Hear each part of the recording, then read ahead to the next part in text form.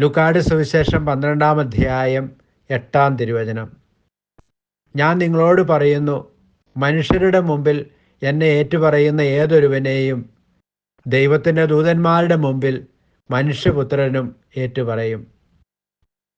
കരുണാമയനായ കർത്താവേ, ഭയവും ലജ്ജയും കൂടാതെ ദൈവരാജ്യത്തിന് സാക്ഷ്യം വഹിക്കുന്നവരായി ജീവിക്കുവാൻ ഞങ്ങളെ ശക്തിപ്പെടുത്തണമേ. ആമേൻ. ദൈവം നിങ്ങളെ സമൃദ്ധമായി അനുഗ്രഹിക്കട്ടെ. നമ്മുടെ കർത്താവ് ഈശോ മിശിഹായുടെ കൃപയും പിതാവായ ദൈവത്തിൻ്റെ സ്നേഹവും പരിശുദ്ധാത്മാവിൻ്റെ സഹവാസവും നാം എല്ലാവരോടും കൂടി ഉണ്ടായിരിക്കട്ടെ, ഇപ്പോഴും എപ്പോഴും എന്നേക്കും.